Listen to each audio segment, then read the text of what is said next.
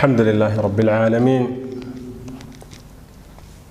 وصلى الله وسلم وبارك وأنعم على عبده ورسوله وعلى آله وصحبه أجمعين. أما بعد، maanta taariikhdu ay tahay 11 bishii Rabiicul Awwal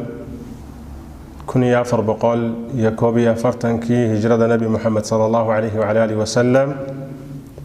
oo ku beegan 8 bishii 11 2019 tirsiga Faranjiga. waxaan insha Allah ta'ala masaajidkan barakaysan fi madinati Hargeysa aynu insha Allah ta'ala ku qaban doona jalasaad cilmi ah taasoo runtii daba socota ballanqaad hore iyo qadaaya dacwiya fi saaxa, qadaayaad dacwiya saaxada yaalla oo runtii u baahan cilaaj ay insha Allah ta'ala dawo noqon doonta. ciwaanka loo dooray wa idha urifa sabab batala al-ajab. waxaan runtii aad ii dhibaya oo aanan jeclaysanaynin qadiyaddu inay halkaa gaadho, laakiin waxa sabab u ah ciddii gaadhsiisay ee halkaas inay hawshu gaadho sabab u noqday. waxaan in badan codsaday siyaabo kala duwan, majaalis kala duwan su'aalo laygu weydiiyey qadaayaad dacwadda ama saaxada dacawiga ee salafiga ah dhex taalla. mar walba su'aasha lay weydiiyey iyo madmuunkeeda iyo waqtiga loogu talagalay wixii ka munaasib ah ayaan ka tilmaamayay, laakiin waxa ka horeeyo ka badnaa turuq mutacadid ah inaan u marnay aniga iyo rag kale oo ahlul cilmi ah aanu u marray in qadaayaadkan saaxada dacawiga ee salafiga dhex yaalla in turuq cilmi ah oo mubaaxathaat cilmiya in lagu baxsiyo oo lagu soo afmeero. laakiin dadku maadaama aanay ogeyn marxaladahaas qarsoon ee la soo maray oo laga yaabo kelmado kooban oo waqtiyo munaasabado kala duwan oo sababtoodu ay tahay inta badan su'aalo طلاب cilmiga ka yimid oo lagaga jawaabayay aanay suuragal ahayn in la bastiyo, ayaynu insha Allah ta'ala maanta bastin doona. waxaan in badan tamaniyi jiray in qadaayaadkani ay bisaadka cilmiga iyo maa'idada cilmiga iyo si hoose oo طلاب cilmiga iyo caamadu toonna aanay ku fitnoobin in looga warramo oo la iska qanciyo. turuqaad aad u fara badanna way soo martay, laakiin waxay gaadhay baab masduud ah oo ay waajib tahay markaa iyadoo loo danaynayo طلاب cilmiga in wax badan la kashfiyo. jalasaadka kala duwan ee su'aalaha la igu weydiinayay oo tii ugu dambeysay ahayd Masjidul Huda fi madinati Hargeysa wiigii hore jimcihii ka horeeyay la igu weydiiyey. waxaan ku dadaalayay usluubka nabawiga ah sallallahu alayhi wa alihi wa sallam ee ma balu aqwamin yaf'aluna kadha wa kadha wa yaquluna kadha wa kadha. waxaan ku dadaalayay inaan ka fogaado inaan magacyo rag mashaayikha oo zamaala iyo kulamo kale oo fara badan oo walaaltinimo ah aan isugu nimid inaan magacyadooda sheego taxaashi baan ku sameynayay laba arrimood baan igu kalifayay inaan usluubka nabawiga ah isticmaalo iyadoo ka kaleba uu bannaan yahay sida nabiguba sallallahu alayhi wasallam abu sanabil saxaabigii la oran jiray khatayiisi markii loo sheegay uu yiri kadaba abu sanabil laakiin laba arrimood baan xeerinayay ugu horreyn waxaan masaaxo uga tagayay ama khatar jacaan u sameynayay sida usluubka daarijka ayba uu yiraahdo in walaaltinimadu aanay cunfi isu bedelin oo mawadadu ay tastamir oo qofka la sheegayo ama khatiisa la baraarujinaya inuu waxa weeye qaato al-labiib yafhamu bil ishara oo ka soo noqdo ama waxa loogu yeerayo uu aqbalo sababka labaad ee uu kalifay waxay ahayd dadka saamiciinta ah ee maqlaya khaasatan maadaama ay masaajida tahay in la ixtiraamo oo iyagu maadaama aanay masaa'ishan garanaynin in ay u fahmaan magacyada la sheegayo ama dadka magacyadooda la sheegayo wadaadda is haysta oo waxa weeye is eryanaya inay u fahmaan taasna ay ka dhalato suuradii cilmiga iyo ehelkiisa in la tashwiihiyo laakiin sida aynu ogaan doonno maadaama walaalkay sheekh cabdullaahi xasan xaashi barbaraawi uu xalay أكثر من مرة ومقعيقا كشاقي مساجد وكلمة كشيدين أي عد كيدانا عن حيو تدكي فديين أي فديين إسلامر كان ويساقوا بناك وصوب حي حقصة بيقول نقول دونتا إن المقعية فربضان وأن تحاشي إسلها كسمي inaan bartooda ugu tago magacyo badan iyo ashxaas fara badan oo aan ka fogeynayay inay magacoodu ama qadaayaadkan iyo xadadkan aan ka warrami doono calaaqa leh aan ka fogeeyo maadaama uu sabab u noqday sheekh cabdalle barbaraawi waxay noqonaysaa caawa maanta iyo majaalistan soo socda in cid kasta oo calaaqa leh axdaadtan iyo qadaayaadkan iyo masaa'ishan aan ka warrami doono inaan mid walba magaciisa aan sheego sidaa daraadna sheekh cabdullaahi barbaraawi uu ku noqdo ashama akhin fii xisbihi walaal kii ugu shumiga badnaa ee xisbigiisa iyo jamaacadiisa ficilkiisa iyo facaylkiisu ay kula soo noqdeen dib ay kula soo noqdeen ha qaato wisaamka sheekh cabdullaahi barbaraawi مجالسا وحيوان لوغديغا إذا عرف السبب بطل العجب في كتاب المرتجل لابن خشاب صفحة بقولي سنة فرتنات كتابك وكوش الرحية كتابك جمل كي عبد القاهر الجرجاني وعلماء دي قرني لحاد نوليده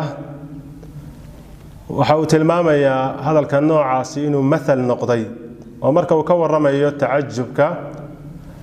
يا اشتقاقاتك سي معاني ديسا أي ابن الخشاب وحيري ولهذا قال القائل وهو قول مستفيض في الناس إذا عرف السبب بطل العجب سدا درادد بويري أيا قائلك أمددك قاركود هذا الكيدادان أن نقضي شيء مستفيض وسيد ديسان ددك دحدوده أو إذا عرف السبب بطل العجب مرك هذا الكاوحد كدري ميسا إنay tahay kelmad qadiima oo la isticmaali jiray oo مثل noqotay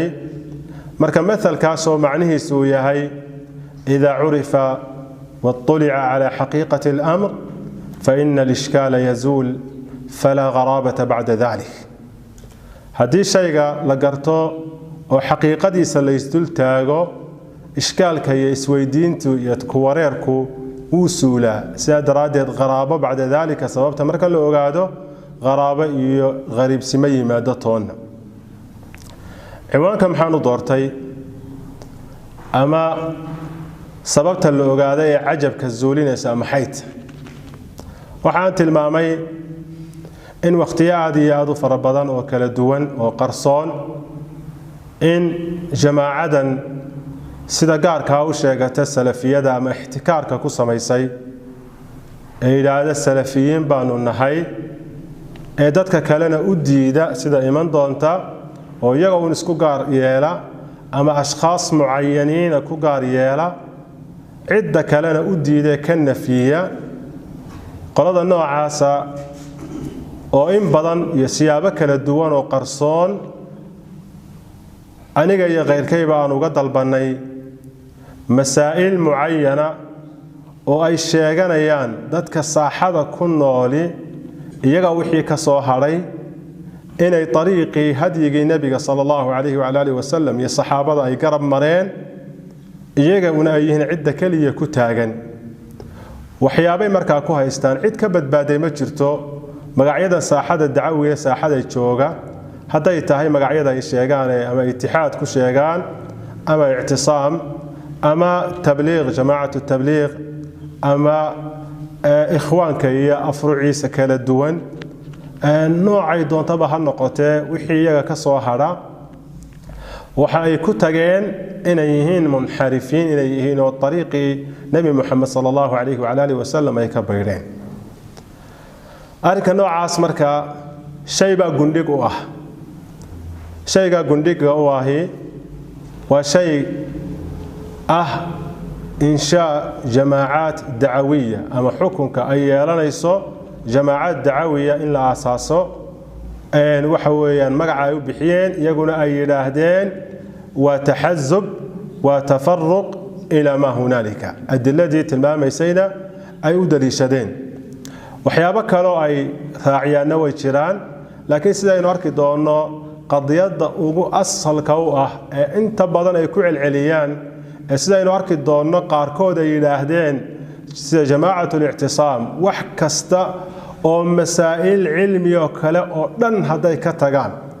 أو ولي بسيد كوع العليان يلاهدان هالطوبات كيانان أي سيدي أي دولة ينو طوبات كيانان لكن هيكل دعوي وجماعي ولسيهاي أي يلاهدين وحويان أنه مدينينو أما وحن اعتقاد سنانينا إني ولي باقي كويهين ضلالات انحراف هذا مسألة سي مسألة جماعات دعوية هي أساس كذا إن شاء الله تعالى سيدنا يوم دونتا إن بدن أيا لقلا هذا يدا مسائل كله هي شيء مركزتا علل يتعللات يتهرب أي كجا جوابين waxaa ugu dambeeyay oo runtii majalistan caaw maanta aynu bilownay sababay jumcihii hore ama laylatul jumca almaadiya oo bisha rabiicul awwal ay afar ahayd 1441 waafaqsanayd kowdii bishii 11aad 2019 ee muxaadaraan ka galay masaajidka masjidul huda magaalada Hargeysa ku yaala su'aalihii la igu weydiiyay ay kamid ahayd maxaa ku jaban إن جماعة دعوية لأساسه وحانت المامي إن صورة لسي وصورة النوع عاسا مقعي الضونة مقعي للضونة بها الله بحية إن أي بنانتهاي شرعا واحد ديدا يعني إن أنا يتشرين سؤال شو حلي ويدي محا كتشبا واحد كتشبا إن أنا واحد ديدا يو شرعا أو قولي إن أنا يتشرين تانا waxa laga fahmayaa cidda cagsiga qabta in daliil looga baahanayo in cidda cagsiga qabta in daliil looga baahanayo maadaama ay dadkii ku tabdiicinayaan tabdiicuna uu xukun sharci yahay asalkana qofka daahirkiisu istiqaamo yahay ay tahay inuu khayr iyo sunna uu baaqi ku yahay cidda ka raraysa ayaa adilla looga baahan yahay أدلة الشيء أن السنة عدين دون أدلة كفلا أما مقام كدليل معها هبين كاو حانو قبتي مركا ويك قدوهود إنay kaga soo jawaabaan إنay wiig gudihii ay kaga soo jawaabaan oo ay ogolaadaan munaadarada iyo طريقة sharciga ah waxyaabo badan oo sharcan ay ku cadaadaan wadada inay soo maraan waxaan si gaar ah u ishaaray Sheikh Abdullah al-Barbarawi oo marka aan magaciisa sheegin laakiin maqsuudkaygu isaga ahaa sababtoo hadalkaygu wuxuu daba socday ama qayb kamid ay ku saabsanayd wiiga ka horeeyay kelmad uu ka jeediyay sida aan filayo inay wajaale ahayd maqtaceediina aan hayo kaas ayay muwajjah ku ahayd waxyaabihii maqtaciisa ku jiray oo aan adilla ku jirin wax daliila aanu sheegin aan ka ahayn sharciga waxa ku soo arooray jamaacaad kuma soo aroorin taana jawaabteedii halkaas ayaan iyadana ku ishaaray haddaba maqtacaasi markuu soo baxay oo aan ahayn cinwaankiisu muxaadaro mustaqila ee ahayd su'aal muxaadaro saacad dhow socotay juz kamida ama ku soo aroortay ayaan kaga jawaabayay maqtaci markuu intishaaray talabkii aan dalbaday qolada aan sheegayo ee hore aan u tilmaamay ee salafiyada gaar u goosatay ama isku koobtay waxay mareen maqtacaasi ay uga jawaabaan ama u celiyaan waxay mareen dhowr maslak bay mareen ilaa 3 maslak ayay mareen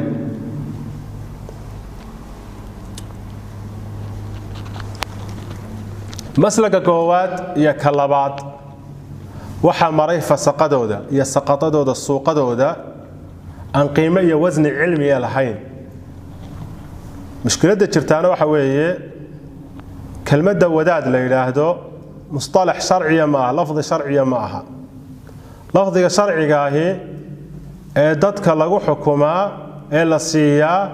ee xukunna ka dhasha waa muslim munaafiq faasiq zaalim kaafir iyo waxyaabaha la midka marka mustalaxan wadaadnimada waxa ku soo dhuuntay qaar sharcan magacay qaadan lahaayeen oo ahaa faasiq inuu yahay marka laba maslag waxa maray fasaqada qowmka iyo jahalada iyo saqatada suuqada iyagu moodaya in kubad lagu ciyaarayo meesha oo laba fariiq oo kubadooda ciyaaraya la kala taageerayo ama la kala tashjiicinayo labada maslag ay mareen maslaga koowaad waa ashataa'im wasibaab maslagaasina waa maslag in badanoo talabada ay gacanta qoladaasi ku hayaan maslag u ah qofka iyaga ka soo horjeeday masaa'il ku khilaafay inay caayaan ama aflagaadeeyaan waa maslag lagu yaqaano waxayna waliba la dheer yihiin jamaacaadka kale ee dacawiga ah waa laga yaabaa qolo walba inay ku jiraan qaar fasaqa oo afxun oo cidda ka hor timaada cayda way ku jiraan laakiin iyagu aad iyo aad ayay ula dheer yihiin jamaacaadka kale ee dacawiga ah taasina waxay tusaysaa fasaadka tarbiyada iyo qaabka loo tarbiyadeeyay inuu faasid yahay صحيحين كما كسغان حديث عبد الله بن مسعود رضي الله تعالى عنه النبي يقول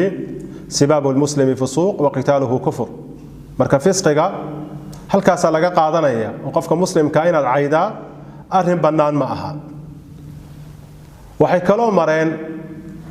oo kamida masaaligta qoladaas ay mareen ama labada maslak soo hoos galaysa al-igraq fi qadaaya la alaqata laha bil mawdu' qadaayat inay isku mashquuliyaan qadiyada munaadarada laga dalbaday aan calaaqaba la lahaynba sidayna yiraahdaan i'tisaam ma matalo i'tisaam ma hadli karo wa arday kamida ardaydii Sheikh Abdul Karim naam wa ku faanaya Sheikh Abdul Karim Hasan Xoosh inuu sheekhaygii ahaa حقوق فربضنا ويقول لي حق صاح حق التعليم إنه علمي بري وأنا علمي كقاطي لكن تام عليه هذا معها علمي قوي برينا ما كان يو إن أنا ضال النقطة بل علمي أن كقاطي بوحي بريا إنه علمي قوي يعني الشيخ عبد الكريم هاجين مركا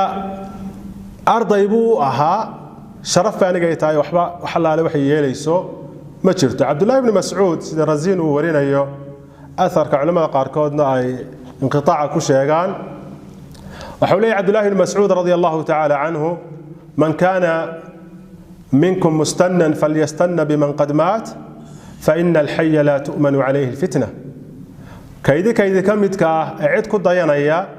هكو دايدو كوي دنتي يدو خير لوغو مرخاتي كعيا دنتي وايا كانو لفتنة آمن كماها شيخاغو فتنة آمن كماها يينو فتنوبو آمن كماها إذا عيد الراعية وحوي وحق هبل بو أرضي وها هبل بو وحكا قاعتي إن أن لقى قادنين هذا الكاسي وشيء أهل العلم ويقانان لكن كلام كالسوق قضى يفسقضوا أركوا خلاف سيئة ابن القيم رحمه الله تعالى استقوت الماما يا شيخ أبو إسماعيل الهروي الأنصاري شيخ كتاب كمنازل السائرين له أيوح عبر عبارات يادو قيمة بضن إن حق عد والبكوين هي وشيخي وحكو باري هدي وقفو إن حق كوين هي استوى حقيسي لا إله إلا الله تعدي عن لغو سمينين هذا الكاقيمة بضن ولايه ابن القيم مدارج السالكين كوحلايه شيخ الإسلام حبيب إلينا ولكن الحق أحب إلينا منه وكل من عدا المعصوم صلى الله عليه وسلم فمأخوذ من قوله ومتروك ونحن نحمل كلامه على أحسن محامله وحلايه شيخ الإسلام ووجه أبو إسماعيل الهروي وأنو تشعل لهي لما أنو تشعل لهي وشيخ أنو تشعل لهي لكن حق أنو كسي تشعل لهي حد كستو معصوم كنبي محمد كستو هدينا هذا الكيس سوال لقاته وأنا لقيتها إذا وحن لها هاي الشيخ عبد الكريم حسن حوش والشيخ هيجي وأنا تشعل هاي خير يا وناقنا وانوهيا لكن وحي علمك ونبري ونتصي إنه شيخ كوجفي كما راعينا وأنا احترامينا وحكم إذا مسالك تاي مرين فسقدوا الرمي بالجهل إن شخص طلبضي مناظرة يجو أن لا فريسا يجو أن أرضي النقل يجو أن إيجين وحكو هذا ليو إن إسكيل أهدام بكل سهولة وحبا قرن ماي تاسنوا مسلك كم إذا مسالك يهود مرتو قالوا أن أنا رنتي احتراميا هل كان يقارن يقضيدوا هل كان يقارن يجوا يصابوا هاين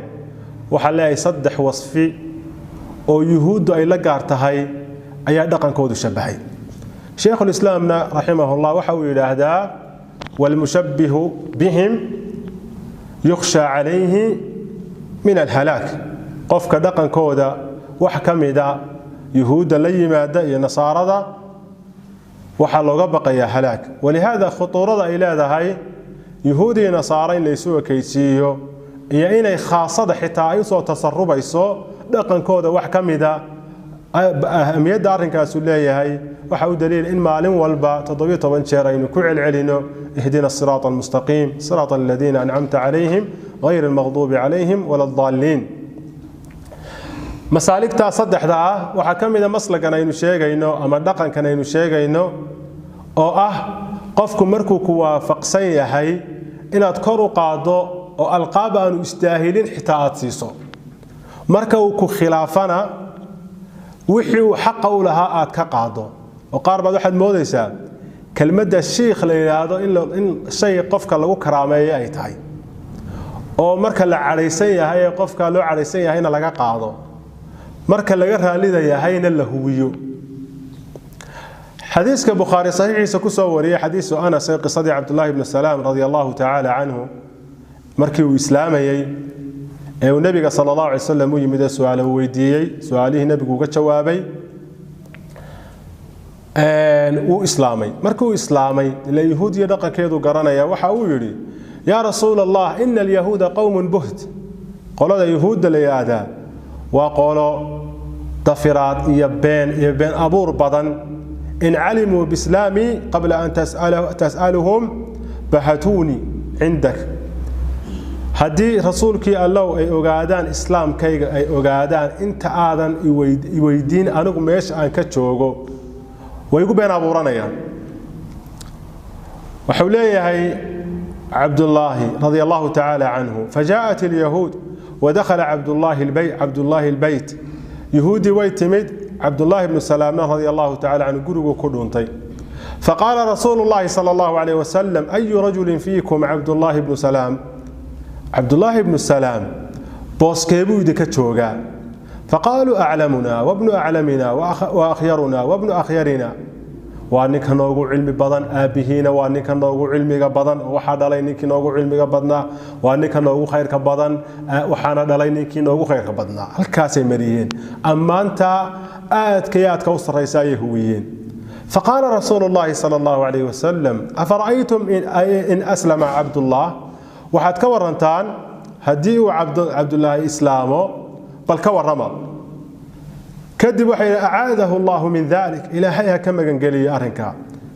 كذب عبد الله بن سلام رضي الله تعالى عنه وصبحي وحانو قري إنه رسولك صلى الله عليه وعلى آله وسلم ورميي دينة إسلام كانوا قاتي فقالوا شرنا وابن شرنا ونفس المجلس وكان نوغو شرك بدن وحنا داليكي نوغو شرك بدنا إذن قفكم مركا وكوافق صيحين إناد مقام سرقار سيسو مركا آنو كوافق سنيننا أما وكو خلافنا إناد وحيو حق لها آد كقادو ومسلك يدقن أيهود ليضحي قفك شبهانا وحو شبه يهودي بشبهي لبدا مسلك كلا أما لبدا دقن كلا مجالس كلا أيام دبليق هنا قضيتنا وحي حسوسيسا markii aan jaamacada dhiganaynay jaamacada islaamiya ayaa waxa dhacday qadiyadii Sheikh Abdul Hasan al-Ma'ribi sheikh caanka ah muhaddithka ah reer Yaman ee magaalada Ma'rib degan ee reer Yaman aad iyo aad u anfacay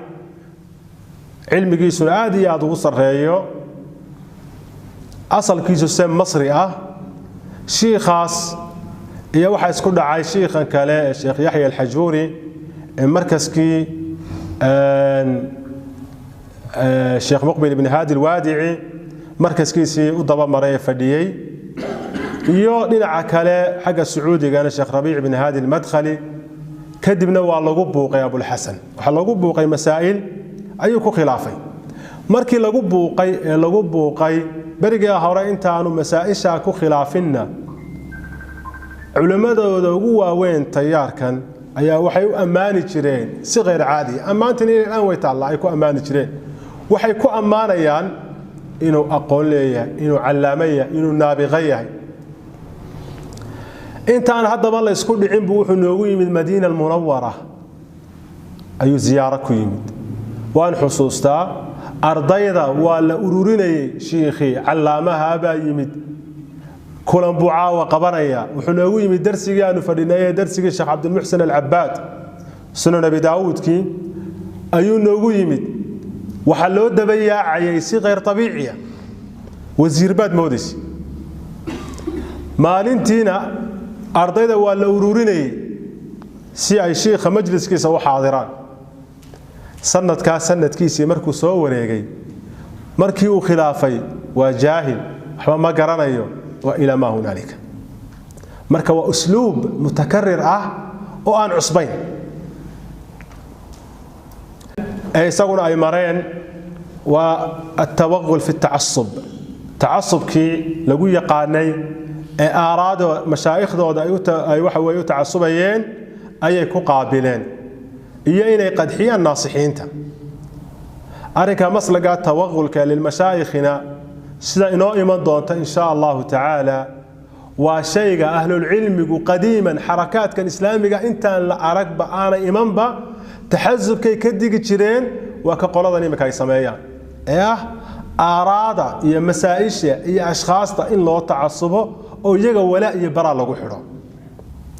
شيخ الإسلام ابن تيمية رحمه الله تعالى وحوليه ومن تعصب علماء كورميا يتعصب كالله تعصب يخطورات إلى هذا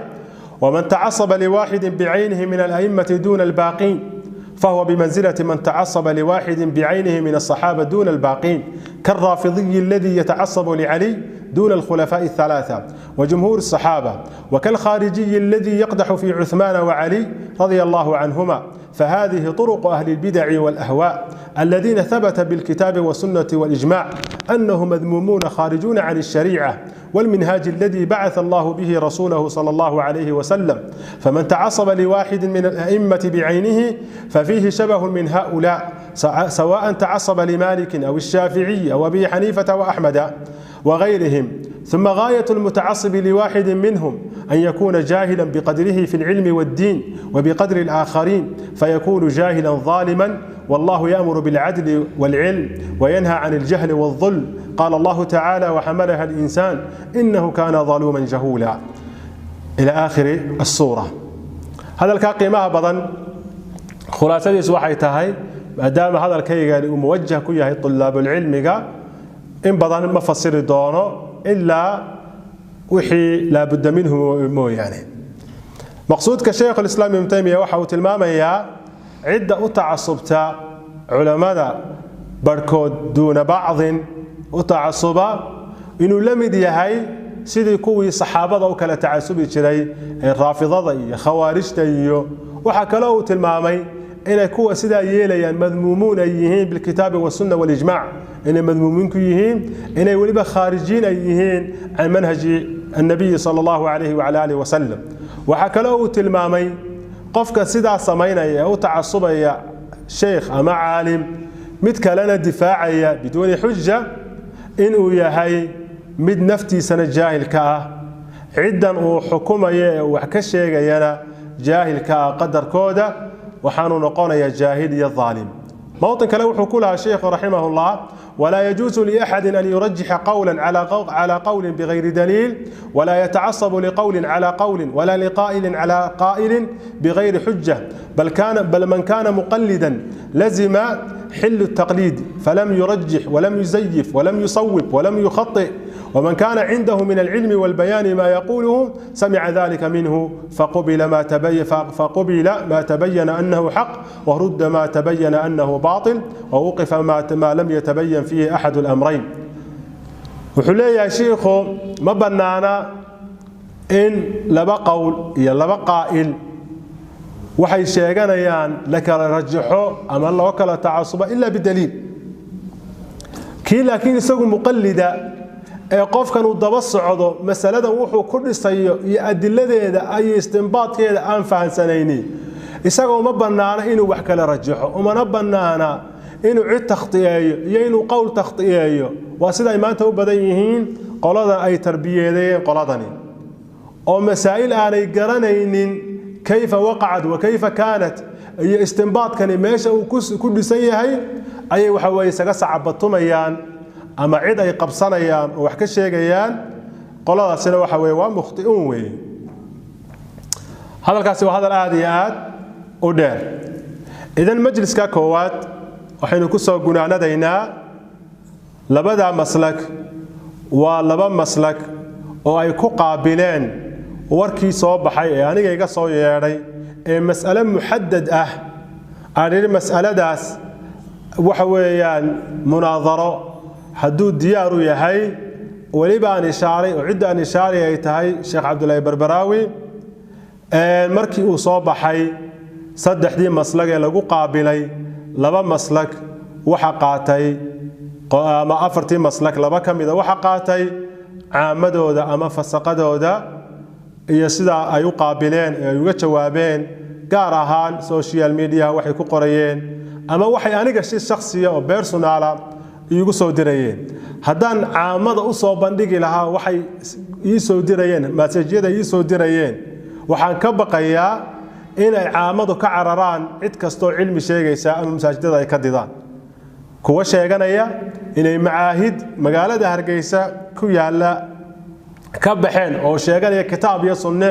iyo diin inay barteen message-yada ay soo dirayeen ama email-aha ku qorayeen haddii caamada loo soo bandhigo waxa laga yaabaa in ay waxa weeye diinta iyo طلاب cilmigaba inay ka shakiyaan. laakiin aniga wax xalaale waxay yeelaysaa ma jirto mas'aladan muhaddadka ah ee insha Allah ta'ala ka warami doono majaalisa soo socda ayay muhiimadaydu tahay. laakiin ayda iyo aflagaadadu وعدي أي كسب بحضي هل كان وحنا كتوجينا مجلس ككواد والله تعالى أعلم وصلى الله وسلم وبارك على عبده ورسوله محمد وعلى